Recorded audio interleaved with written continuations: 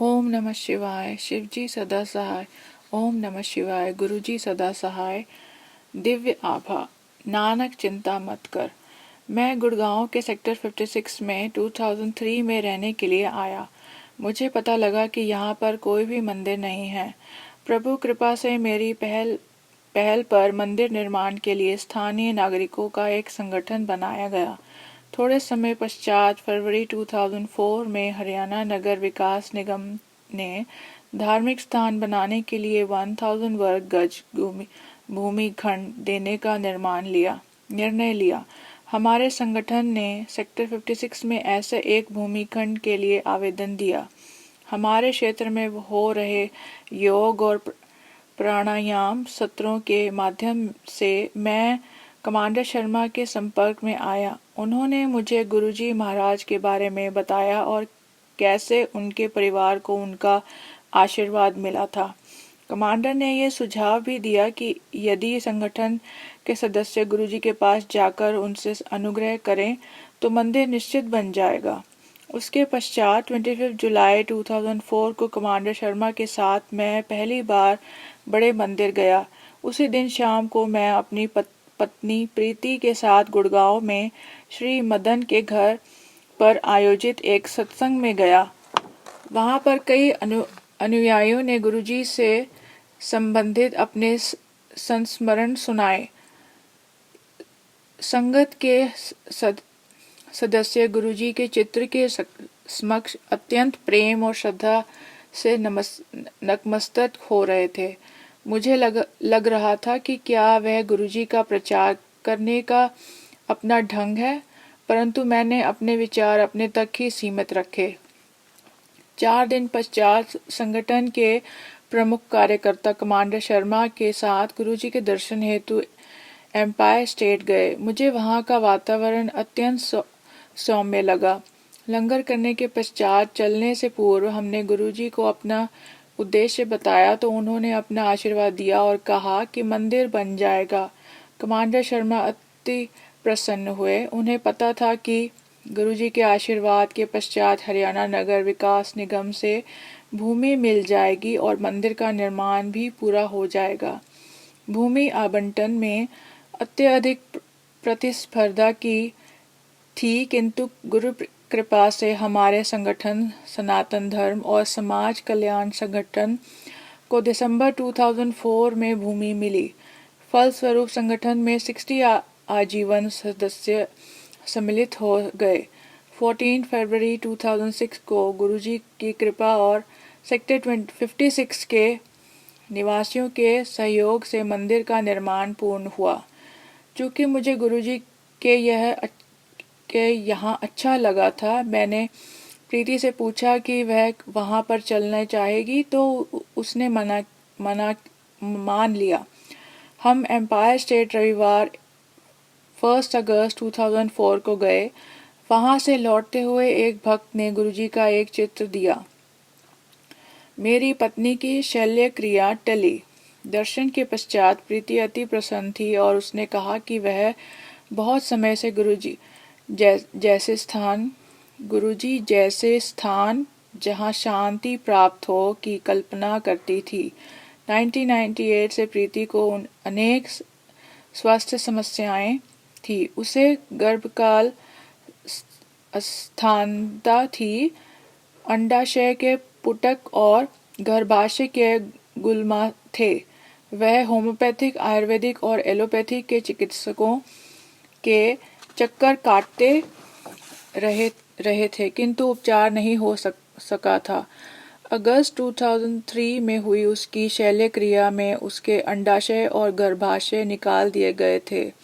यद्यपि उसे 2 माह कोई समस्या नहीं हुई थी, लेकिन उसके बाद उसकी वेदना फिर आरंभ हो गई थी। चिकित्सा उसके निदान नहीं कर पा रहे थे। कुछ ने कहा कि उसे स्नायु शूल था, अन्य कह रहे थे कि उसके गुर्दे में पथरी या उदार शूल था। सारांश में चिकित्सक अपने निर्णय में एकमत नहीं थे। गुरुजी के दर्शनों के 3 दिन बाद 4 अगस्त 2005 को रात्रि में प्रीति को गुर्दे के क्षेत्र में पीड़ा हुई, दर्द निवारक औषधियां से लाभ नहीं हुआ। प्रातः उसकी पीड़ा कम थी, पर रात को फिर वही स्थिति हो गई। प्रीति ने प्रश्न किया कि गुरुजी का चित्र घर में होने के बाद भी उसकी स्थिति में सुधार क्यों नहीं हुआ। 6 अगस्त को हम अपनी चिकित्सक के पास गए। उन्होंने 10 परीक्षण करवाने के लिए कहा। उसी दिन संध्या को उसने बताया कि पहली हुई शल्य क्रिया में केवल एक अंडाशय निकाला गया था, दूसरी अभी भी अंदर ही था और गर्भकला कला अस्थानत के कारण उस अंडाशय पर एक विशाल पुटक बन गया था। वह पुटक गुर्दे पर दबाव डाल रहा था, जिससे वह अपने सामान्य आकार से दुगना हो गया था। इस प्रकार गुरुजी महाराज के प्रथम दर्शन के 5 दिन बाद ही प्रीति को अस्वस्थ समस्या का निदान हो गया था। चिकित्सकों ने तुरंत शल्य क्रिया का परामर्श दिया। अगले दिन रात्रि को 11:30 बजे हम प्रीति को गंभीर अवस्था में चिकित्सालय ले जा रहे थे। हम मार्ग में थोड़ी देर के लिए एम्पायर स्टेट में गुरुजी का आशीर्वाद लेने के लिए रुके। गुरुजी ने प्रीति को आशीष देकर आश्वस्त किया कि सब ठीक हो जाएगा। हम चिकित्सालय पहुंचे। मैंने अपनी जेब में गुरुजी का चित्र रख लिया था। 7 अगस्त को प्रीति के अनेक परीक्षण हुए और औषधियां दी गई। 3 दिन के उपरांत उसे वहां से निवृत्त करते हुए अपोलो चिकित्सालय में एक महत्वपूर्ण शल्य क्रिया करवाने के लिए कहा गया। 12 अगस्त को बृहस्पतिवार था और उस दिन गुरुजी के पास जा सकते थे। जब मैंने प्रीति को से पूछा कि वह चल पाएगी तो उसने हाँ कहा और हम गुरुजी के पास गए। वहां से निकलने पर प्रीति ने मुझे बताया कि उसने मन ही मन गुरुजी से इस प्रकार प्रार्थना करी थी कि पिछले वर्ष मेरे शल्य क्रिया हो चुकी है और वे अत्यंत पीड़ादायक होती है। अगले सप्ताह मुझे फिर ऐसी ही बड़ी शल्य क्रिया करवानी है। मैं विनती करती हूँ कि शल्य क्रिया से बचा कर मुझे औषधियों से स्वस्थ कर दे। मैंने भी गुरुजी से निवेदन किया था कि किंतु माध्यम उन पर छोड़ दिए थे। अगले दिन हम अपोलो चिकित्सालय गए। हमारे चिकित्सक ने कहा कि शल्य क्रिया अति आवश्यक है और उसे संबंधित तैयारियां आरंभ कर दी। प्रीति व्यथित थी। वह बोली कि उसे गुरुजी से प्रार्थना करी थी, पर उसके भाग्य में वह नहीं था कि वह उसकी सहायता करें। 15 अगस्त को गुरुजी के सत्संग का आयोजन श्री भाटिया के घर में था। जब मैंने प्रीति से पूछा कि क्या वह चलेगी तो उसने मना कर दिया। उसने कहा कि उसे गुरुजी में विश्वास था, परंतु उसका भाग्य इतना अच्छा नहीं था। उसने कहा कि वहां पर भक्त जब गुरुजी की कृपा प्राप्त करने की बात करेंगे तो उसे बुरा लगेगा। अत मैं अकेले गया। पहले सत्संग का वर्णन प्रीति के रोग के समान था। अंडाशय के पुटकों से पीड़ित एक महिला जिसकी शल्य क्रिया होनी थी, गुरु कृपा से उन कष्टों से बच गई थी। मुझे विश्वास हो गया था कि गुरुजी मुझे भविष्य का पूर्वाभास करा रहे थे। उसके बाद क्रम से चमत्कार होने लगे। चिकित्सकों जो प्रीति की शल्य क्रिया करने को तत्पर थे, प्रीति का सुधार देखकर दंग थे। कुछ ही दिनों में चिकित्सकों ने कहा कि उसके पुटक का आकार घटकर 30% शेष रह गया था, जिसका उपचार औषधियों से संभव था। तब से प्रीति के स्वास्थ्य में लगातार प्रगति होती रही है। वह कम से कम औषधियां ले रही है और उसे शल्य क्रिया को आवश्यकता ही नहीं पड़ी। प्रीति को वह मिला जिसके लिए उसने विनती करी थी। शल्य क्रिया करवाने के बिना औषधियों से उपचार। गुरु कृपा के लिए हम उनके अत्यंत आभारी हैं।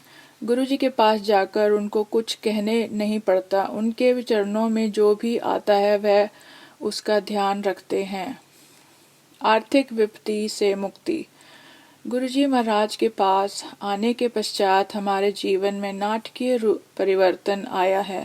पहले मुझे जीवन के सब पहलुओं की चिंता लगी रहती थी, वह प्रवृत्ति अब समाप्त हो चुकी है। अब मुझे ज्ञात है कि गुरुजी हर समस्या का ध्यान रखते हैं। कोई भी स्थिति गुरुजी द्वारा रचित है।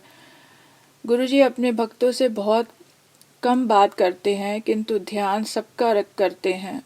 उन्हें 8 अक्टूबर को मुझे कहा, जा तेरा कल्याण कर देता।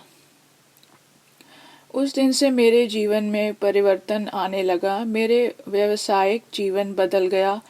मैं एक व्यवसाय कर रहा था, किंतु उसमें मुझे संतोष नहीं था और उसे बदलना चाह रहा था। किंतु जीवन में 5वें दशक में के मध्यम में ऐसा सरल नहीं होता और मेरे में ऐसा करने का साहस नहीं था। लेकिन गुरुजी मुझे अनेक नाजुक परिस्थितियों से बाहर निकाल कर लाए।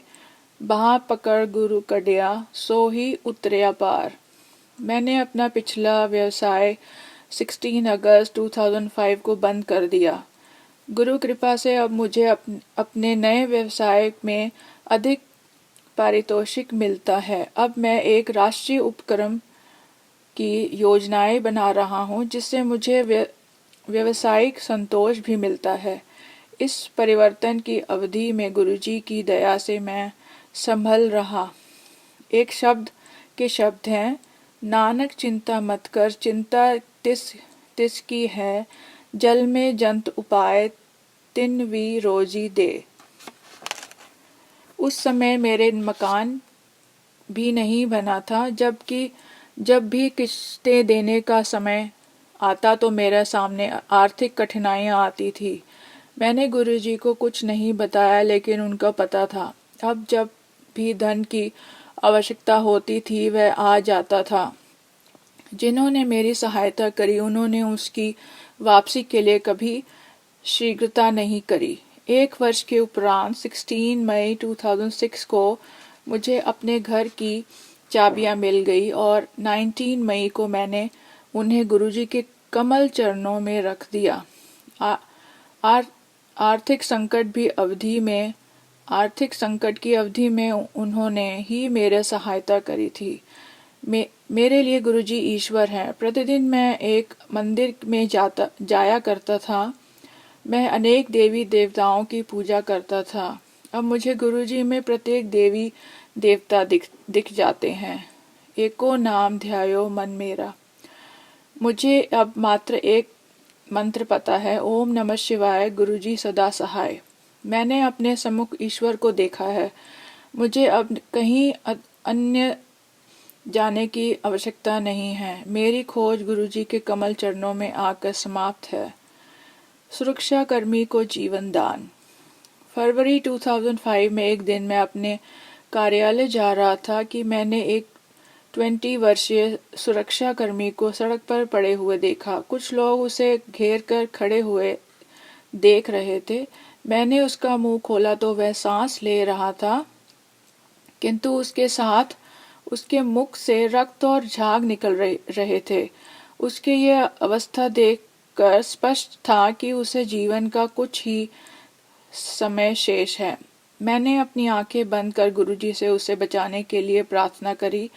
आंखें खोलने पर मैं चकित रह गया। आधे मिनट में वह उठ खड़ा हो गया था। मैंने गुरुजी को धन्यवाद दिया और उसे उसका नाम और पता पूछा। उसके सही उत्तर से प्रतीत हुआ कि वह ठीक है। मैं अपने कार्यालय आ गया। मुझे आभास हो गया था कि गुरुजी सदा हमारे साथ हैं। जब भी उनको याद करते हैं वे उत्तर देते हैं। जब मुझे गुरुजी के मंदिर में आते रहने से पूर्ण शांति मिल गई थी, मैंने सद्गुरु को अपने परिवार के सब सदस्यों को अपने कमल चरणों में स्थान देने का अनुरोध किया। गुरु कृपा से मेरे माता पिता, मेरे दोनों भाई और उनके परिवार, मेरी सास, मेरी पत्नी के भाई और उनका परिवार, सबको उनकी शरण मिली है और उनको भी अनेक अनुभव हुए हैं। गुरुजी ने हर एक को शांति, स्वस्थ और समृद्धि प्रदान किए हैं। सबकी प्रवृत्ति में परिवर्तन हुआ है। अब परिवार में अत्यंत प्रेम और सुख शांति है। शिव नृत्य। मेरा छोटा भाई रमेश अपने परिवार के साथ मई 2005 में गुरुजी के दर्शन के लिए आया। लुधियाना लौटने के पश्चात उसकी पत्नी सोनल गंभीर रूप से बीमार हो गई। 4-5 दिन से उसका तापमान 104 रहा था और उसे मियादी ज्वर हो गया था। 5वें दिन स्वप्न में गुरुजी ने उसको स्वप्न में आए और विशु उसके पुत्र के बारे में प्रश्न करके बोला कि वह उसे आशीर्वाद देने आए हैं। सोनल ने उत्तर दिया कि वह बाहर गया हुआ है, किंतु वह स्वयं बहुत रुग्ण है और मरना नहीं चाहती। गुरुजी ने उसे चिंता करने के लिए मना किया और अपना हाथ आशीर्वाद के लिए उठाया। उनके हाथ से कुछ किरणें निकलकर सोनल के शरीर में प्रवेश कर गई।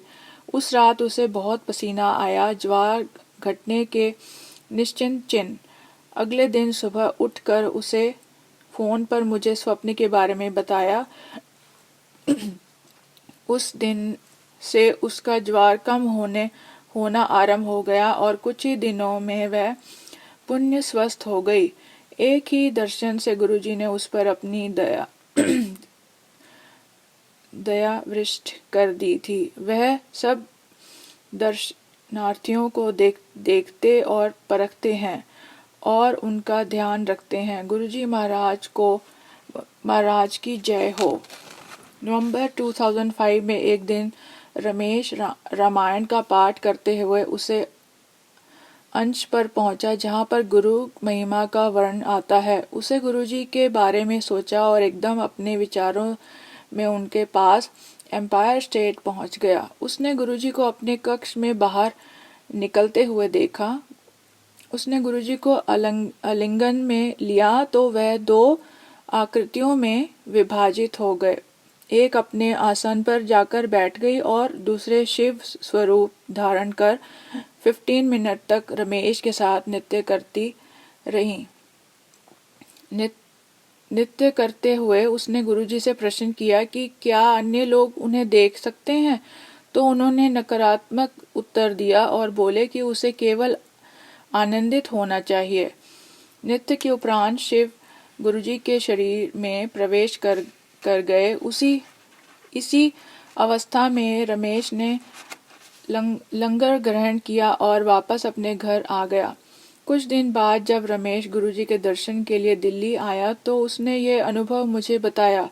गुरुजी ने रमेश को अपने घर बनाने के लिए आशीष दिया। यद्यपि रमेश अत्यंत परिश्रमी था, पिछले 10 वर्षों में वह अपना घर नहीं बना पाया था।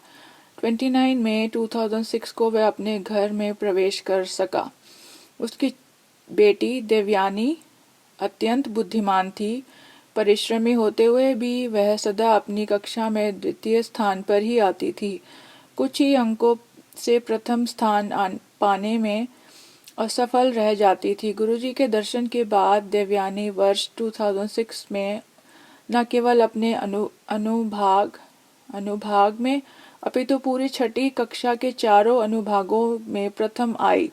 गुरुजी की कृपा इस प्रकार भक्तों पर प्रभावित होती है। उसका भाई विशु भी इसी प्रकार के अंक लेकर 8वीं कक्षा में उत्तीर्ण हुआ। यद्यपि उसकी ऐसा करने की आशा नहीं थी। गुरुजी शिव दुर्गा हैं। मेरे बड़े भ्राता शिव कुमार पुष्करण ने अक्टूबर 2004 में मात्र औपचारिकता के कारण मेरे घर में आयोजित गुरुजी के सत्संग में भाग लिया। अतः वह वर्ष 2004 के मध्य में गुरुजी की शरण में पहुंच पाए। उन्हें वहां पर अद्भुत शांति मिली। उसके बाद उनका स्वभाव अत्यंत शांत और सौम्य हो गया है। एक दिन मेरी भाभी अपनी प्रतिदिन की दिनचर्या के अंतर्गत दुर्गा स्तुति नहीं कर पाई थी। वह व्यथित थी। अचानक गुरुजी उनके सामने प्रकट हुए और उन्हें कहा कि उन्हें इन बातों को लेकर चिंतित नहीं होना चाहिए। वह बोले कि वह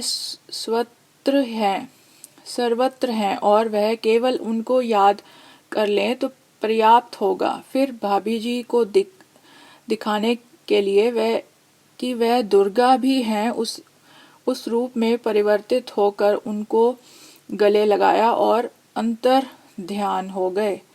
भाभी जी को घुटने में शूल रहता था। चिकित्सकों ने अनेक परीक्षण और औषधियों का दीर्घकालीन उपचार बताया था।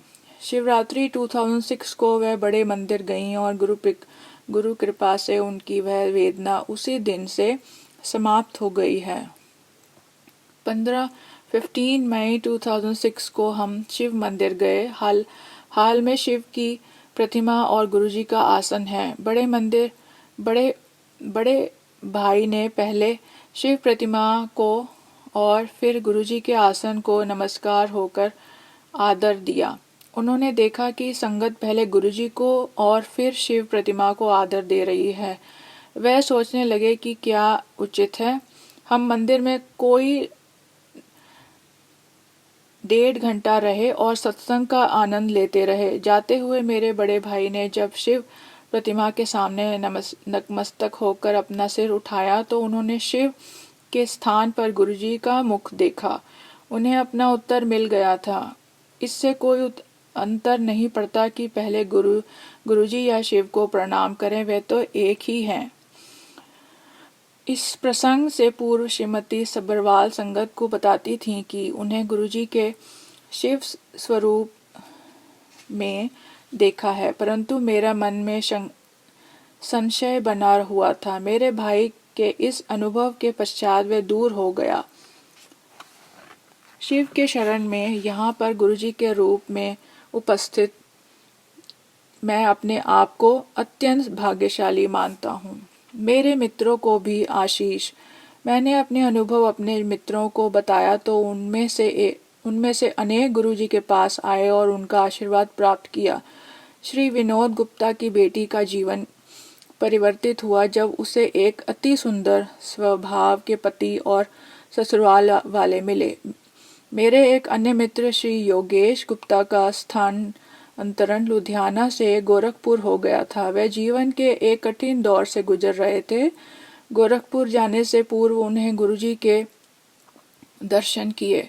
यद्यपि उन्होंने गुरुजी को अपनी समस्या से अवगत नहीं किया था। 11 माह में उनका स्थानांतरण गाजियाबाद हो गया। पड़गंज में उनका मकान है और गुरु कृपा से वह घर वापस आ गए। इसी प्रकार श्री राजेश शर्मा की कंपनी उन पर झूठे अभियोग लगा रही थी। वह गुरुजी को शरण में आए और उन्होंने शांति का आभास हुआ। उनकी कंपनी ने उन्हें मुकदमे के लिए अंतर्राष्ट्रीय वकील करने को कहा। उन्होंने मुझे बताया कि अब उनके पास ब्रह्मांड के वकील हैं तो उन्हें कोई चिंता नहीं है। गुरुजी के पास आने के पश्चात कंपनी उन अभियोगों को भूल गई और वह अपने उसी पद पर सुख पूर्वक कार्य करते हैं। राजेश जलंधर में रहते हैं और वहां पर गुरुजी के मंदिर जाते रहते हैं। वैवाहिक समस्या का अंत। मेरे सास अपने परिवार सहित 1 जनवरी 2005 को गुरुजी के दर्शन के लिए आई। पिछले 10 वर्षों से मेरी पत्नी के भाई आशीष का दाम्पत्य जीवन अत्यंत व्यथित रहा था। जून 2005 में स्थिति अत्यंत गंभीर हो गई और ऐसा लगा कि शीघ्र ही तलाक हो जाएगा। मेरे सास गुड़गांव आई और उन्होंने गुरुजी के पास जाकर दाम्पत्य के सुखी जीवन के लिए प्रार्थना करी। 1 सप्ताह में ही दाम्पत्य के मध्य आई समस्या समाप्त हो गई। उसके बाद वह दोनों गुरुजी के दर्शन के लिए आए। उनकी कृपा से आशीष और उसकी पत्नी का अब सुखपूर्वक रहते हैं और अपने पुत्र की एक साथ देखभाल करते हैं। विजय कुमार, पुष्करण, गुड़गांव। ओम नमः शिवाय। शिवजी सदा सहाय। ओम नमः शिवाय। गुरुजी सदा सहाय।